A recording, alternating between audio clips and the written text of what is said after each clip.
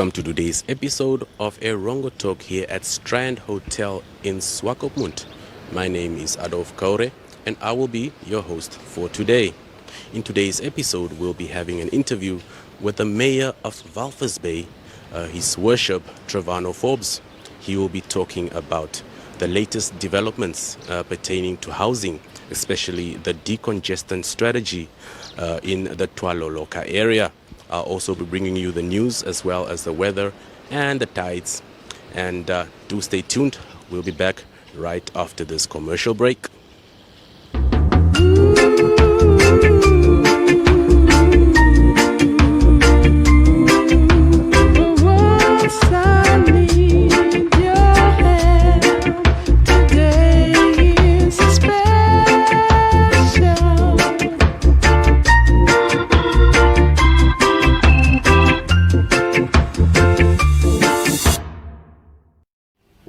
It is now time for the news. And in our first story, young soccer players from Walvis Bay endured a horrific ordeal on Saturday night when an accident claimed the lives of two of their teammates. So 17-year-old Philemon Armas as well as 15-year-old Given Gaingob, a few kilometers from their hometown. So those were the deceased. The accident took place at about 8:30 in the evening when a blue city Golf apparently collided with the back of a white Ford single cab pickup the 12 soccer players were traveling in.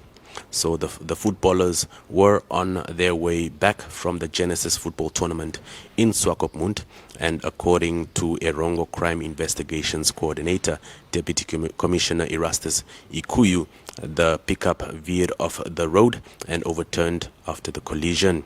So he's quoted as saying the two footballers died and the others, all aged 15, sustained serious injuries ranging from a light to serious. So Mervyn Halwendu, 15-year-old, was seriously injured, and the driver of the pickup, Desmond Govasep, was seriously injured and could not speak at the scene of the accident, Ikuyu said. So really tragic news right there. In our second story, the employees of the Namibia Fish Consumption Promotion Trust across the country are still on strike after the deal proposed to them was not to their satisfaction. So the Namibia Food and Allied Workers Union, that's NAFAO, is the NFCTP workers recognized trade union. However, the Namibia Union of the National Union of Namibian Workers, NUNW, Vice President Philip Munenguni joined the workers in their plight and read a statement on their behalf.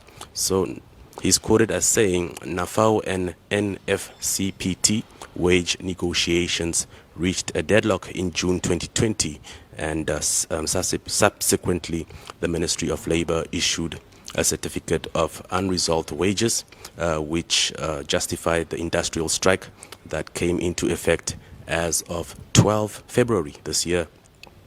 So the employees demand better and market-related salary adjustments. So you can check that story on our website, which is erongo.com.na.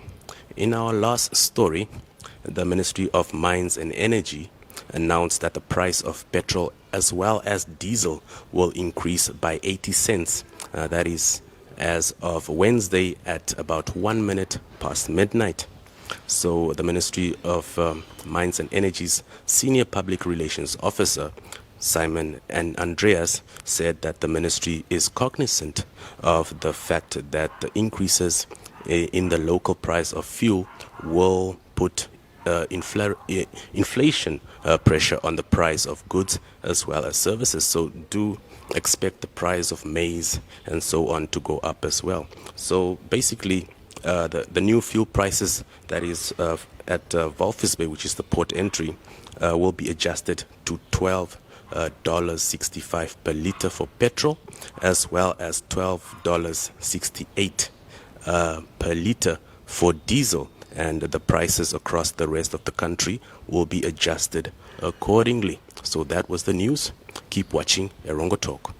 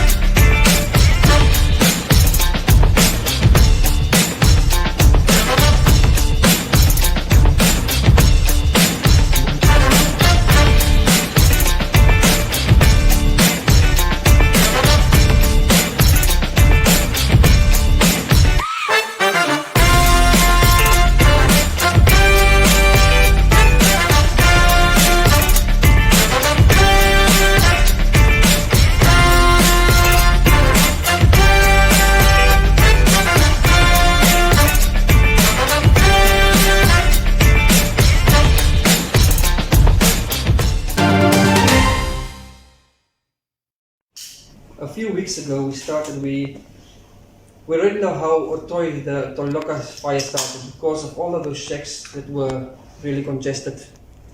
And when one shack burns, a whole lot will burn. In just one day after we spoke to the community of Otoya about giving the houses, then another 27 burned. So there were still a few shacks remaining, and we decided we are going to give these shack spaces between, decongest. And I think that created some confusion with people thinking that we are relocating. However, we were decongesting. So it made spaces between these shacks so that people don't live on top of each other. So when another fire starts, then at least it won't, the fire won't consume the entire area or the entire shacks. So that's what we did. So we moved the people and we made spaces in between so that when the fire trucks come or when the firefighters come, they have spaces to move. So that's what we did. Well, we are still looking at that one.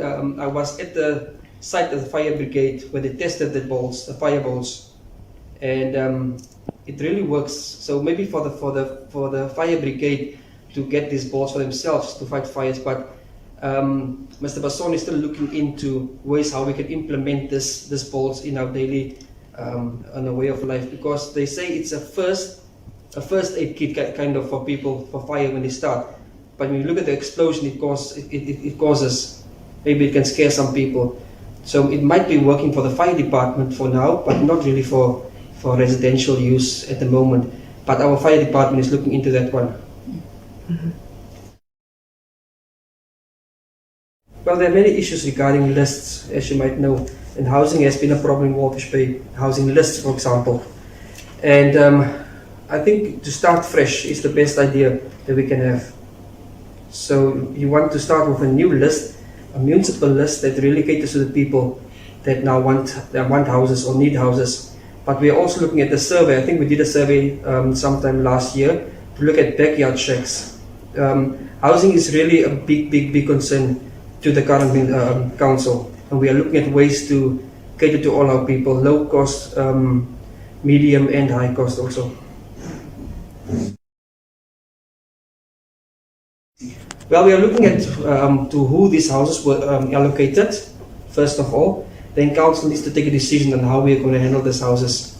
As yet there's nothing been decided, but we are looking at the empty houses because we also want to sell these houses if they have no owner. But as you might know, that during the suspension, most of our people, our staff in the housing department were also suspended, so it really leaves a lot of work for us. I had a lady come to my office, staying in Walvis Bay for 60 years. She doesn't have a house. She's staying in the ghetto in somebody's backyard.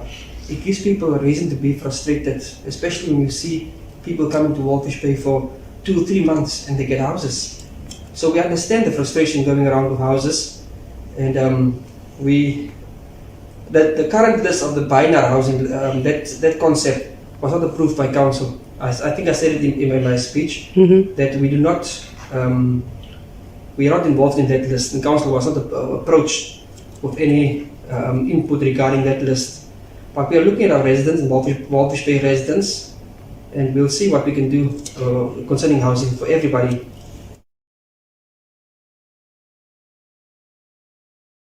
All things go through a process, through application process, and it will be shortlisted, and then we'll see where we can start first. So there is a process, and you can't just house are not for free. That we know. There's no such free thing as free houses. Just before you came in, I sat with a panel of management, and I sat with some councillors, the chairman of the management committee, and we brainstormed around how we are going to solve the problem of housing. Are we going to give people land? Are we going to build houses? What are we going to do? So every single day, the Walvis Bay Council and management are looking at ways how to cater for people and how to give our people land and houses. But it's not going to be for free. That I can assure you. Of buying national housing. I think the whole issue of Twaloloka, people think Twaloloka, a bunch of people that came into Walvis Bay and settled there and now they're getting houses. But we should understand that Twaloloka was an unfortunate event that happened. The houses burned down. Then the central government had to come in with an initiative from the Disaster Relief Fund, from the Office of the Prime Minister, and something had to be done. As you come into Walvis Bay, you can see tents. Our people can't live in tents. Regardless if you were born in Walvis Bay or you came in, we all need a dignified way of living, and that's what we are looking at. So that initiative was started just to cater for these people. It's not about you were born here and you're not getting houses. Obviously, the lists are going to be looked at, the past lists, the lists we are going to conduct ourselves and see where we can assist. Many people stay in Walvis Bay for years now and they don't have houses. And that's where the frustration is coming from. So we understand also they're calling for, to be helped and to be assisted by the municipality. And we are going to look at it.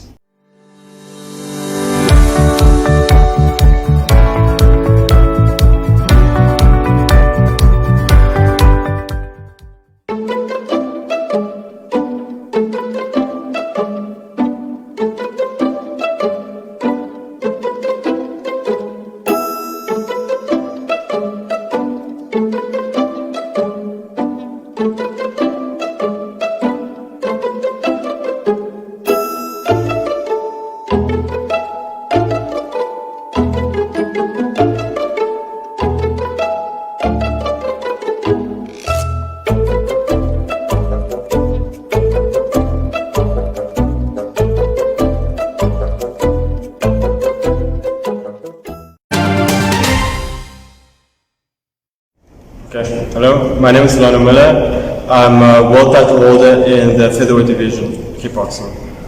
Hello everyone, my name is Leslie. My surname is Twal. I'm the head coach of Kickboxing Academy. Someone grabs you on your head, on your ear, same thing. Hold of both of your hands on his arm. You can put him down so he's off balance and you can control him on the ground. Same.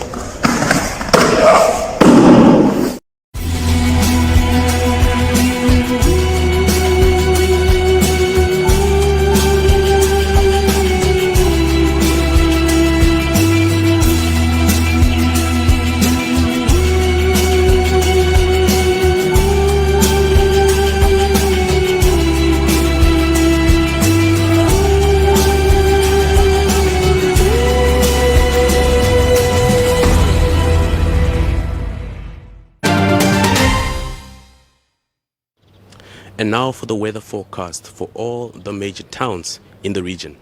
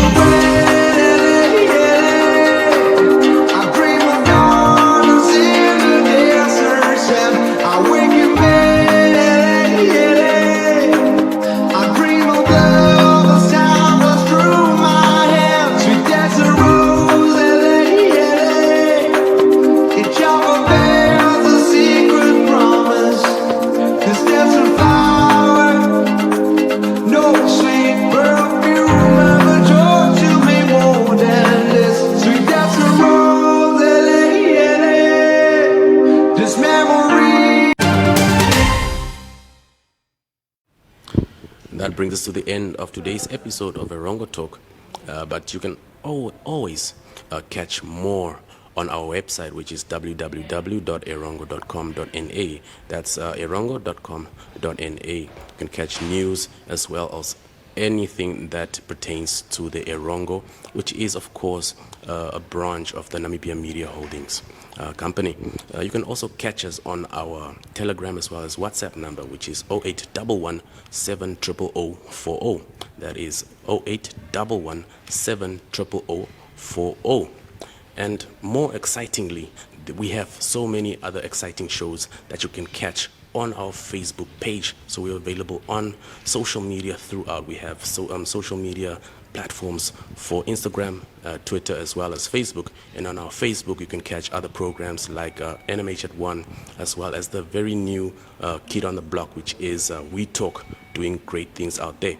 So do make sure that you do adhere to all lockdown mitigations and measures. Make sure that you do adhere to all these measures, which includes washing your hands, sanitizing, and keeping a social distance. Until tomorrow, we'll see you again on the same time but a different place. Ciao.